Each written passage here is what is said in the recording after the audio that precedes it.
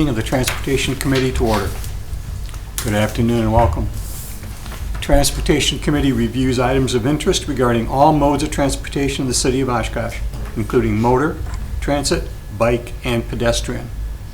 We are an advisory committee, and our favorable recommendations today will go before the council, Oshkosh Common Council, as needed. The council can accept or reject any recommendation from this committee. If you don't agree with our decision, you can discuss the item with any council member. If the committee does not recommend an item, a common council member may sponsor a new ordinance regarding this item. All ordinance items require 2 readings before the common council. The first reading will take place on Tuesday, June 24th at 6 p.m. and you'll be allowed to comment on the item at that time, though the council will take no action. On Tuesday, July 8th at 6 p.m., the item will be on a second reading, at which time the council will take action and you will be allowed to speak. For this afternoon's meeting, I'll read each agenda item, in which time, if you'd like to speak, please step to the podium, give your name, address. I do ask you to keep your comments pertinent to the agenda item. The item will then come back to the committee for discussion, and action. The committee has one alternate member now who are allowed to participate in discussion, but not make motions or be included in roll call votes on agenda items, with the exception of initial roll call and minutes approval. I'm going to skip the public comment since we have no folks here for public comment. And so with that, call the roll.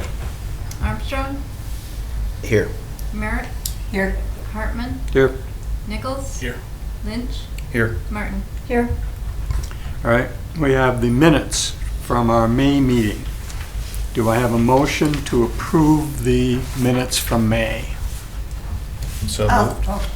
Also move. Evelyn moves. Then I'll second. Sean seconds. Any discussion on that item? Seeing none, call the roll, please. Armstrong? Aye. Merritt? Aye. Hartman? Aye. Nichols? Aye. Lynch? Aye. Martin? Aye. We have no old business. With that, new business. Elect a chairperson and a vice chairperson.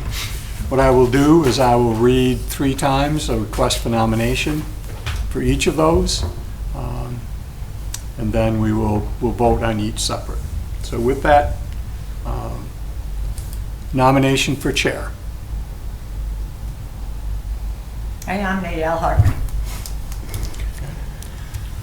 We're not doing this because you're leaving, correct? What? We're not doing this because you're leaving. No. Oh, okay. No. Okay. 1 year It's just a 1 year. Yeah. You gotta Right, it's a read 1 year, through, okay. 1 year Gotcha. term. So we'll do this again next June. Yep. So, second call for Second. nominations. Third call for nominations. Okay. With that, nominations are closed. I ask then someone to move that we approve by acclamation the one nominee. So, I so move for that. Second. all right. This is simply a aye or nay, so call the roll. Armstrong? Aye. Merritt? Aye. Hartman? Aye. Nichols? Aye. Lynch? Aye. Martin? Aye. Okay, vice chair. Nomination for vice chair.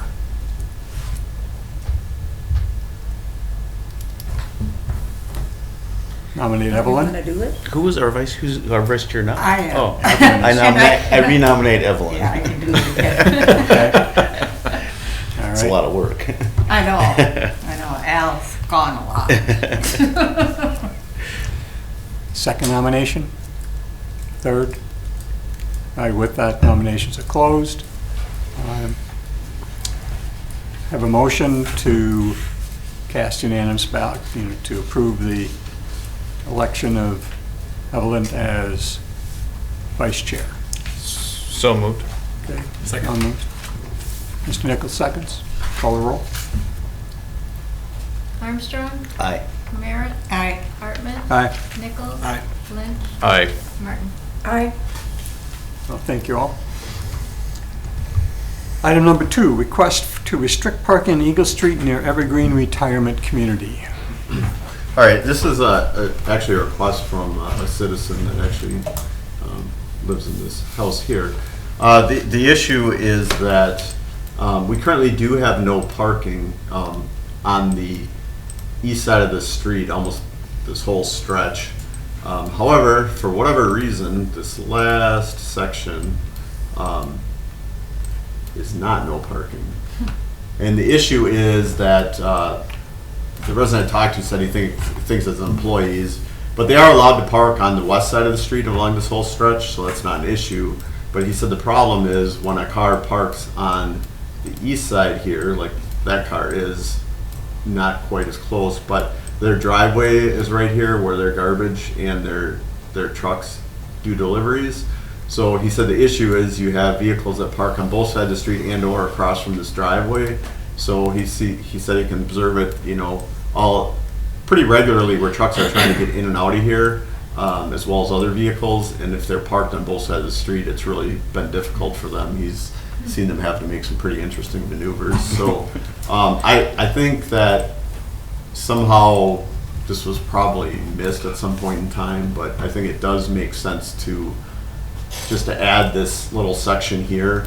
Like I said, there's still plenty of parking. They can still park on the west side of the street, as well as there's obviously a large parking lot over here for visitors and things like that.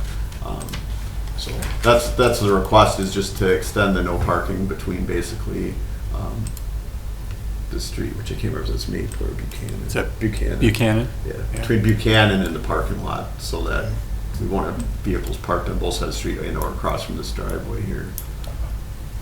I must admit, when I went to look at that, I drove that street a couple of times, and I saw no parking signs on the east side, and I was confused. And when I talked to Mr. Collins, he just explained what was there. It's that short little section right across. Plus, there's staff parking further down on Eagle as well. So there's staff parking as well as a visitor parking lot in that area. So I would assume there shouldn't be, for that small piece of street, shouldn't be a problem of not having And parking. it's only one lot, one Yeah. owner. And that's the person that And that's the one called. that's asking about it, so it's, Yeah. And I'll have to admit, before he called, my sign guys were out there working one day, and they asked about that too. They're like, there's no parking on this pole here, and there's one over here. And they were asking too, they said there's supposed to be something in between those, and I looked at the ordinance, and for whatever reason, that section's omitted. Huh. So is that where the no parking would go on that other pole? Um, Right in front of Probably there? right here, Okay. yeah, pointing that way, and then we'd have to put another directional on this pole pointing that way. Did Evergreen have any concerns when you asked them? No. That's good. All right, so do we have a motion to approve the restriction of parking Eagle Street as described in the, I'll move Agenda. to recommend the parking per Jim's recommendation. second. Actually, I need a different second. I was wondering, right? Yeah. Okay, I'm just alternate. Second. any further discussion on this item? Call the roll, please. Armstrong, Aye. Merritt, Aye. Hartman, Aye. Nichols. Aye. Lynch. Aye. With that, I turn the agenda over to Mr. Collins. Yeah, so I'm calling this a workshop, just wanted to have a discussion. We've been thinking about our Saturday transit hours, and now with budget season coming up, it's appropriate time to discuss it. Most of you are aware, we operate Monday through Saturday, 6:15 a.m. to 6:45 p.m. Our ridership, generally, we do have ridership on Saturday, although it does go down quite a bit on Saturdays. Part of that's because obviously there's no school, but then also there's doctor's offices, things like that are closed. But we have a couple issues. We've lost a couple of our drivers to the sanitation division. And the reason being is that it's work hours, quality of life. They can work Monday through Friday in sanitation, 8-hour shifts. We have some 12-hour shifts. We operate 6 days a week. So it's getting more difficult to recruit and retain drivers. And we generally, if you're going to be a transit driver, we generally compete with Fond du Lac and Appleton are probably the most relevant. We have lost at least one driver to Sheboygan. So there's a small pool of candidates for that type of position. And we have issues recruiting and retaining those drivers just like they do as well. So as an example, Valley Transit's just drastically reduced their hours a few months ago for starting this year. And the reason was because they having a hard time recruiting, retaining drivers. They have a lot of vacancies.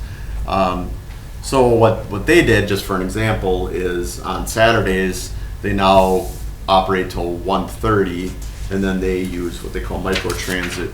They have a service called Valley Connect, which they use it during operating hours as well. But it's the buzzword's microtransit. So it's a share ride vehicle.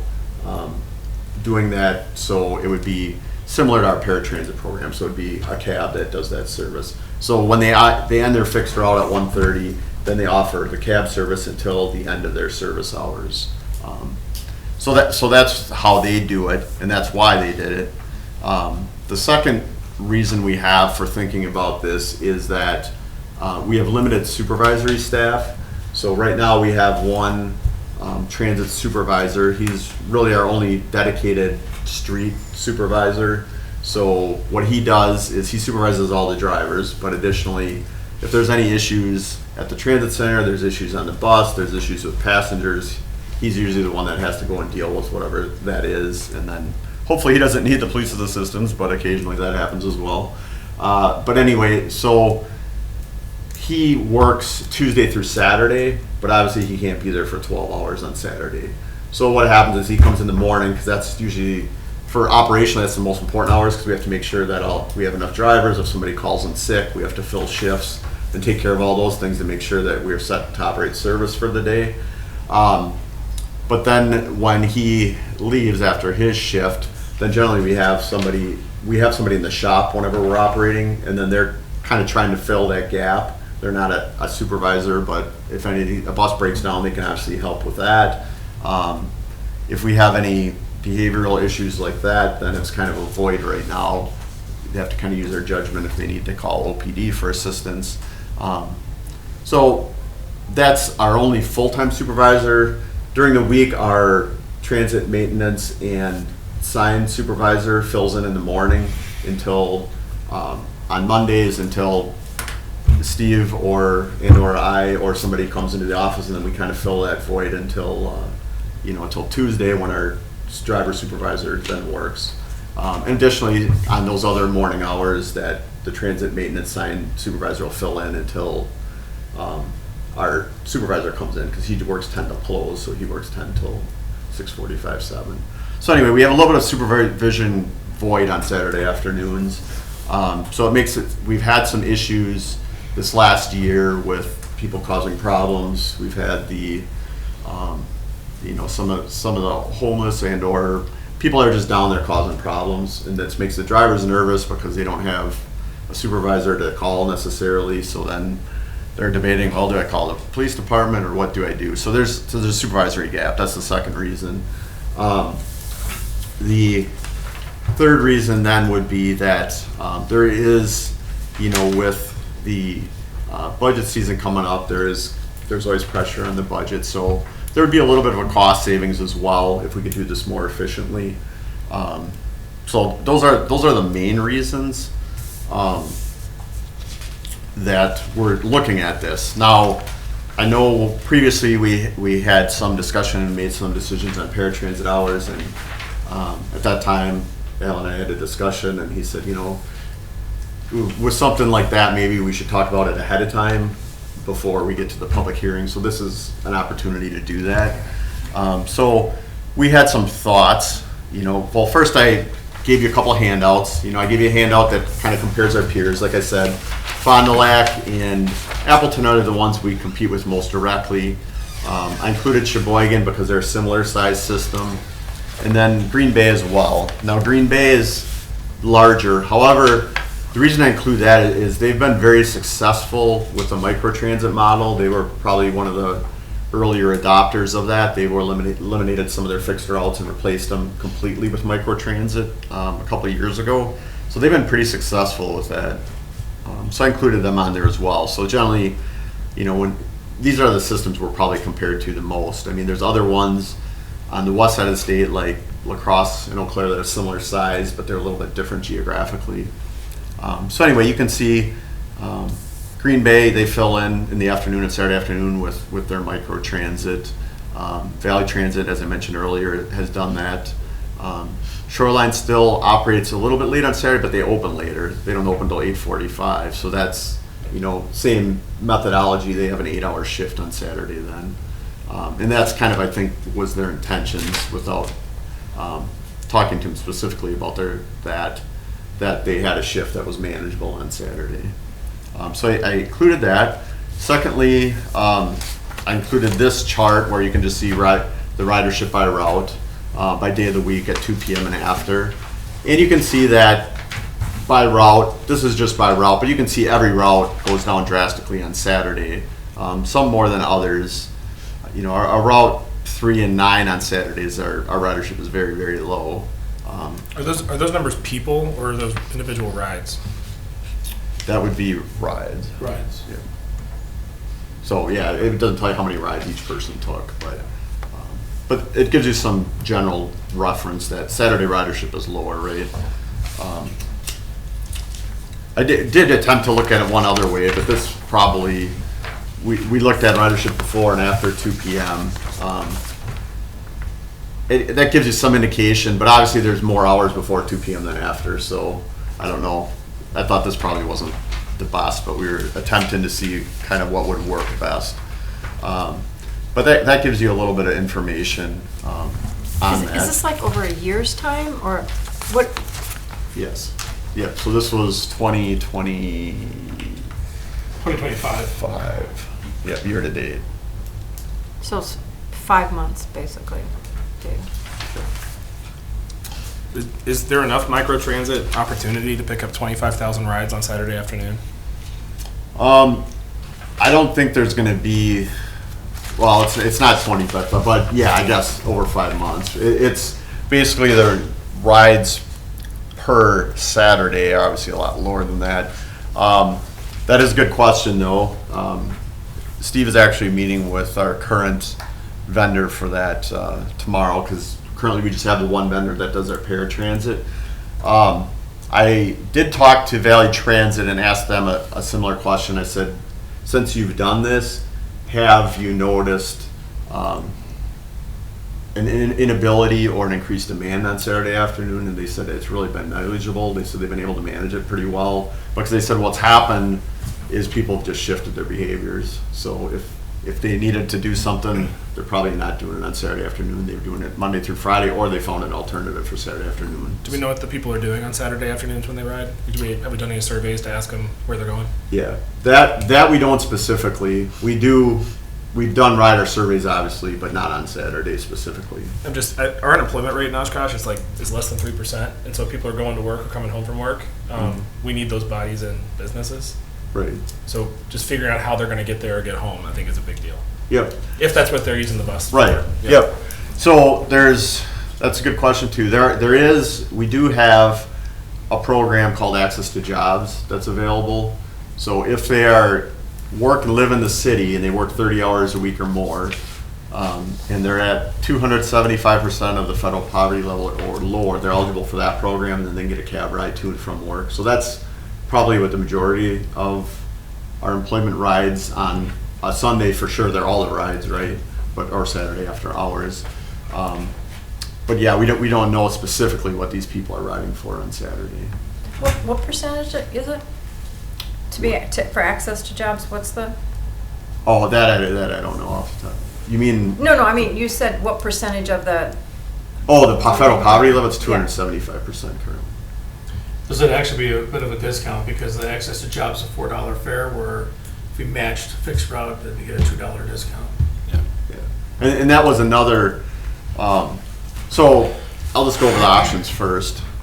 Just one question. Yeah. Quick question. Does the access to jobs overlap the hours, the bus hours, or is that Yeah, so access to jobs is available 24/7. The caveat on it is if you can take if it's during fixed route hours and or within the fixed route service area, you have to take fixed route primarily. Access to jobs is for after hours and or if it's an unreasonable distance from a fixed route stop. So say it's, 3-mile walk to get to fixed route. So then we you can push do people access to jobs. towards the fixed routes. Yes, yeah. Okay. Fixed route's always the primary where we try to push people, and then the other programs are to catch anything that you can't make.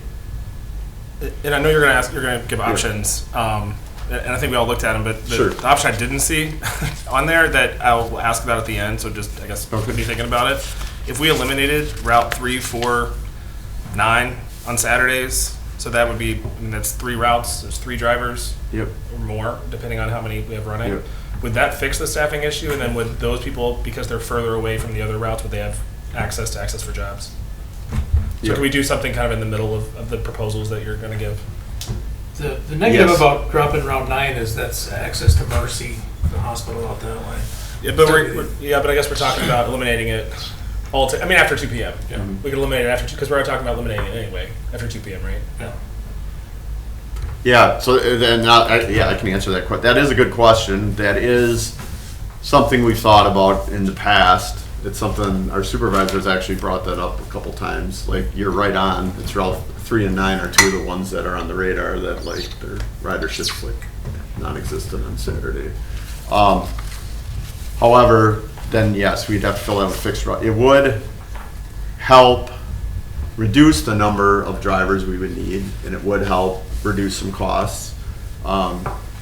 We'd still have a little bit of, we'd have a supervisory gap still, so that would still be an issue, but it would help. Wouldn't solve the issue, would help. Yeah. But if So- you did that in combination with shortening it to an 8-hour day just maybe that would help. But anyway, go through your thoughts. Yeah, so the options that we had were status quo. We can do, obviously keep doing, that's always an option. Do nothing different, just keep doing what you're doing. Option 2 is you could eliminate Saturday service and just operate Monday through Friday. Some systems don't operate on Saturday. We could reduce the service, so without doing any microtrans or anything, we could just make it real simple and say, service is gonna be 6:15 a.m. till whatever time we decide, if it's 1:30, 2 p.m., whatever, and that's that, and then service ends at that time. Or you could start later. You could do, like, looking at the Sheboygan model, start at like 8 something and end at 4. Or you could do the hybrid, but that's what Valley Transit did. They reduced their hours, but then they filled in with microtransit like we've been discussing. If we did something like that, I think we'd maybe want to consider a higher fare. The risk there is if you make it too attractive, then maybe you're going to encourage more people that might not need it otherwise to use it. So, like, if I'm just, need a ride on a Saturday, and instead of calling Uber at whatever that's going to cost me, $20 or $10 each way, I can do this for, theoretically, whatever, $3 or whatever number that is. Would that be a net positive, though? You get that more money coming into the city that otherwise wouldn't? No. Necessarily, because we're still paying the same fare to the cabs. We're losing $24 Yeah, for every ride.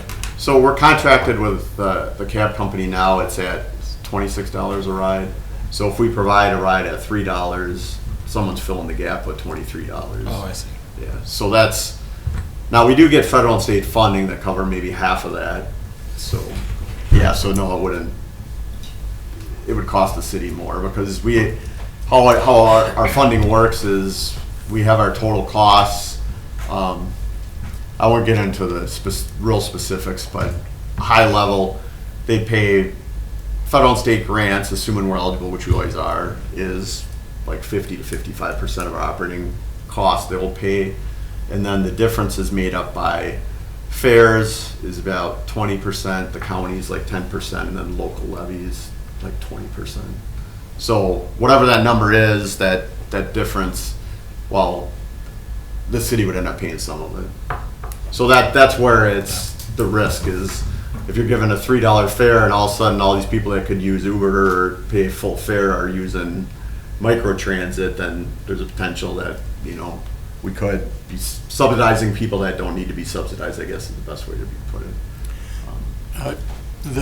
What Green Bay does in terms of the micro transit, do they contract with somebody or do they have their own? Yes. Yes, Green Bay contracts with a company called VIA, which we've tried to get them to bid on our paratransit service. Unfortunately, they didn't bid on it last time, but they're a transportation company and also a technology company. So by the time we had got to our bid, they were more focused on technology. They want people to use their app and sell that versus actually providing vehicles and drivers. Green Bay, I think, caught them at the right time when they were looking to get into the market, so they actually did take everything over. They took over the vehicles, the drivers, and they've contracted with them ever since. So they started with their paratransit service, and then they got into microtransit, and they made a deal with them like, hey, you're already doing paratransit, how about you just add this other service? And it worked out really well for them. Unfortunately, nobody else has been able to do that exactly. People have varying versions of that. Like Valley Transit has a cab company that does their connector, which that's how they've been able to reduce their hours and fill in with that, which is similar to us. It's just we have a lot smaller company that's doing our paratransit in this. That's the other reason we're talking about this now, because no matter what happens, sometime in the next year that contract's up. We're on the second optional year, so it's 3 fixed years with 2 optional years. So whether we look at that contract end of this year or next year, and it takes a while to get that bid out and everything. So by next summer for sure, we are going to have to put that contract out for RFP. So we're going to have to know exactly what that looks like by then. So this is just one step in that direction. I've noticed the companies that are putting out RFPs for paratransit are usually including microtransit now, or some version of it, so that they have one contractor hopefully doing both. So those are some options, and then then that is another option, like DJ said, is just to reduce the number of routes that are run on Saturday. That's a little bit of an operational puzzle because some routes connect, so we'd have to rethink how we ran Saturday service. Not to add another option, but to add another option, what if we had different routes for Saturday? So if there were 2 routes that were different than what we have today, why are we stuck to the 9 we have Monday through Friday for Saturday? That's an option as well. We've Because thought about instead that over the instead years of 30 too. minutes, it might be an hour. Yep. Yeah. But That's But then maybe you run 2 buses instead of 9, Yeah. Right. you can Yeah. combine. Yeah. That's an option too. And generally, as you can see, the routes that are the most popular are 1, which runs downtown, does like a loop up north, and 6 is the one that goes from downtown to the west side, which basically is like Walmart and the shopping areas. So those are, what's that? What's the 9th? But Yeah. one's mostly east side, Right, Hazel. northeast. I think it'd be helpful for me, and I promise I'll stop talking, and I won't do this every time. What would be helpful for me is to understand where people are going. Because if it's easy to move Walmart to a Tuesday, I think, if you're going to go get groceries, but it's really hard to move your job from Saturday to a different day. So if people are working downtown, then getting people downtown should be the priority. If they're getting groceries, I think it's easier to cut routes, Right. in my mind, but maybe I'm off there. Well, and by knowing Saturday, does it need to start at 6:45 also? Besides reducing routes, can the time, depending on why they're riding the bus, if it's to get to a job, then maybe it has to be that time, but maybe if it is to buy groceries, they don't need to go at 6:45, 9 o'clock would be fine, or, I don't know, but since you have some time, those would be. Yeah, and that's an questions. option too. That's like you see Shoreline Metro, which is Sheboygan, they start at 8:45. Now, the downside to that would be there are some people that work early on Saturday. Yes, if it's for work, then it's. However, they could potentially do access to jobs. And then they could get home on the bus. Right. The gap we've noticed, and we'll have to, maybe, we'll look into see what kind of data we can get and if we need to do a new survey, but I know, and this is just one person, so I don't know the exact circumstances was a couple of years ago, but they told me somebody worked at Hardee's and they were taking the bus Saturday morning. So that now, if they're part-time, they might not qualify for access to jobs. But again, and that was, who knows what's going on today, because that was a couple of years ago. But, Well, I used to give people ride shares to work. I just a volunteer. And I gave a guy a ride once, like he was at Farther Cars to one of the factories in the north. And he said, you know, if the bus came 5 minutes earlier, I could take the bus. But otherwise, I'm going to be late to work if I do that because of one. I was taking them pretty early in the morning. right. So that's why it's pretty interesting to know what the reason is, because many reasons it doesn't matter, but Yeah, it could be a combination of these things too. Right? They're not either or, right. and you have a little bit of time to find Oh out. yeah, it's not like we need to do this right away, but I think it's good to have the discussions. I'm thinking about it as we're gonna be going into budget season, so it'd be something that I have a feeling that, you know, with the budget, it's gonna be a challenge this year, so it's some stuff to start thinking about, like, well, I've always thought that if we had a budget challenge, Saturday was the easiest place to look, because ridership does go down, and it would solve some other issues, like the supervisory issue. It would help with driver recruiting and retainment.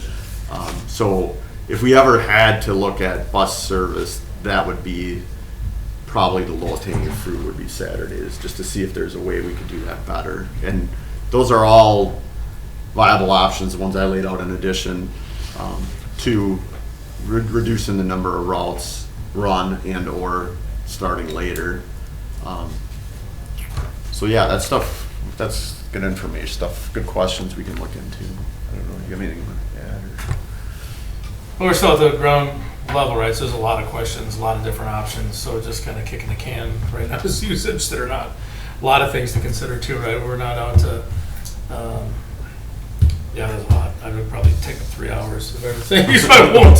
But I mean, it's, there's access to jobs. To go back to the 5 minutes earlier, you got to have a fixed schedule, right? So it'd be nice for that one individual person, but there's 20 other people. Yeah, for one person. So, you're not so you gonna- get kind of caught up in wanting to serve everybody, but the big picture you can't. The same thing would be combining routes. So if you combine the routes, it'd be great for more like your shopping and stuff like that, which I'd have to imagine. I mean, during the week, I think it was about 44% of our rides are for employment purposes. I had a feeling on the weekend that would probably swing quite a bit. You look at your Route 7, that's your Kohler Avenue and, Washburn over that way. So that's, so definitely we can kick back. I think the idea of a Saturday survey would probably be a good next step to see where we're at. Come back with some information on that and then make some better decisions. Yeah, so I guess, so what we heard is that to get some information on the trip purpose and destinations on Saturday, see if we can do a survey on that, and then we'll also consider if it's an option, it is an option, but to see if it's a viable option to run less routes and or combine routes on Saturday. How do we do our surveys for bus routes? Do we get on the bus? Yes. So generally, we've generally done with in conjunction with our transit development plan, but generally we've had East Central and or we've had some college volunteers as well get out on the buses, hand out surveys. The last couple, they've also had QR codes, which we promoted on Facebook, as well as like Instagram, so people could do it that way as well. Those are generally the methods. A lot of paper Maybe. surveys probably. Obviously the QR codes come in handy, but yeah, the ridership we probably care the most about is probably going to be the paper. Yeah, you're right. We got to get We out. don't care about the other ones, but the ones that, The people that we want to get the information from the people in this case that are actually using the That service. So really we need actually the got bus. to. They don't have another option. Right. Yeah. Because generally, like, you can get the QR codes on Facebook and stuff, but then, and that is helpful for non-user surveys, but when you're specifically want the people that are using it, then it's, They might not have smartphones for QR codes. you got to reach out to them. I think this is a good conversation. I think this is a good way to think about future issues for us, and this is very helpful for me anyway. So we have staff statements, board vacancy. The only statement for tonight is just that now we have one alternate seat available. So I think this has worked out well with the 5 members and the 2 alternates. It's since thankful to council for that. Since we've done this, we haven't had a quorum issue, and we've had a good group. So, but now we're looking for one more. Okay. Any agenda requests? I have one. I've been noticing, actually, since I've lived here, that specifically the Oshkosh Ave, High Avenue, Oshkosh Ave, Congress, Algoma intersections. Mm-hmm. At the High Avenue, we've got that lane that goes off to High. Right. And then the lane that continues down Oshkosh Ave spits you out on Congress. The left lane turns left on High. Right. And recently, several times, especially being stopped by boats or the bridge opening, there's this jockeying for positions to get through that intersection, and you have to get into the left lane, so it stops traffic on the right side they're trying to get out, which seems to be less than the people that go straight through High Congress or High Oshkosh Ave. And then they have to immediately get over in the right lane to go straight and continue on Congress Ave. Yeah. I'm just curious, is there a reason why that right lane only goes right? And Yeah, so that's been studied a few times. oh, has it? Yeah, and the reason is, now, you're right, probably in the summer, but during the school year, it's always been that right turn onto High. There's always been a higher volume of traffic that turned right than one Going to straight or college left. and then the elementary school. So that's the reason that I studied it probably, I don't know, 7 or 8 years ago, and it's been studied about every 5 to 7 years, I would say. It might be worth looking at again. I guess we could get some traffic counts, but then there's also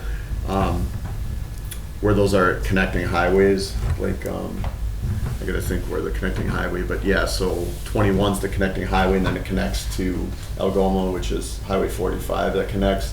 So WISDOT also has some input into it, and the last time I looked at it, they looked at it as well. The traffic counts didn't support changing it because the majority of traffic was taking that right turn. So at that time, it made sense to do what we're currently doing, but I can take another look at it and just see if anything changed. I know enrollment's lower at UWO, but I'm assuming that probably has a little bit to do with the boats in summer. Obviously, it's going to affect things. I've noticed that whole corridor is much busier in the last couple of years than it has been since I've lived here. A lot more businesses closer to the Yep, 41. yep. One thing. And I just see the left lane being busier than the right lane. Sure. Just in general, not during necessarily season. Yeah, I mean, it's worth taking a look at again. I'll take a look at it because things. Like I said, it's been probably at least 7 years since I looked at it last, so things A might lot change. of honking. If you don't know the intersection, you don't know what lane to be in. A lot of honking, and I guess I would ask the question if there's more college students or either students or people going to Reed, what would be the difference if it went straight? But I mean, or both. It's a turn lane and a straight lane. What? Right. Because it doesn't stop people from going right. Right. Of course, it would. It would That means it'd have to be a down, stop right? sign, Yeah, or a You'd have to stoplight. have some type of traffic control. But yeah, I'll take a look at it again. And WISDOT would, because they're connecting highways, usually WISDOT has final say, but yeah, it's worth at least looking into again. Are sidewalks covered under transportation? Does that sidewalks count? Yeah, so they can. So what historically, the Bike and Pedestrian Committee used to consider sidewalk requests, but now that's part of this committee. So yes, and I know, for example, like tonight, Bay Street's on there, and this committee did recommend sidewalks on Bay Street. So yes, that would be under this. And I guess my question is, and maybe I should know this, when this committee is going to review whether or not to recommend sidewalks or somewhere like Bay Street. This is how I got onto council, is because I didn't want a sidewalk in front of my house, and we didn't get one, but really there was no avenue for me to talk to anybody until it got to council. And it feels like there should be an opportunity for people to come and say, let me plead my case before Yeah. Public Works goes out and does the time of bidding out sidewalks and getting quotes and then having it approved at council multiple times before it actually gets to the resident to say, hey, I don't want this is a bad idea. Does that happen? And Yes. It, So, just to answer your question, so in that case, so what we do is, like Bay Street, for example, so Public Works asked that we put that on an agenda, which we did, and then we do notice the property owners. So the property owners in that case were notified of that the agenda, that sidewalks on Bay Street would be on the agenda for the meeting. Nobody attended, however, but they were notified and had the opportunity. So they have two opportunities. Well, I can't speak for Public Works, but they do have the opportunity to do that here. And then I think they also have some public hearings with Public Works. Or I'm not sure exactly how that process works, but they can come here and speak about it. okay. Yeah, maybe let's connect offline what those notices look like. Yeah. Yeah. Yeah. So yeah, they are noticed, and unfortunately, sometimes it's people get the notice. In a lot of cases, what happens is that we send a notice to the property owner. So if it's a tenant or a renter, then they might not get it if their landlord's not interested, or Sure. that does happen. But yeah, we do notice it. Okay. Any other items? With that, a motion to adjourn. So moved. Kevin moves. Second. Second. Moves. Seconds, rather. Call the roll. Armstrong, Aye. Merritt, Aye. Hartman, Aye. Nichols, Aye. Lynch, Aye. Martin. Aye. We're adjourned. Thank you all.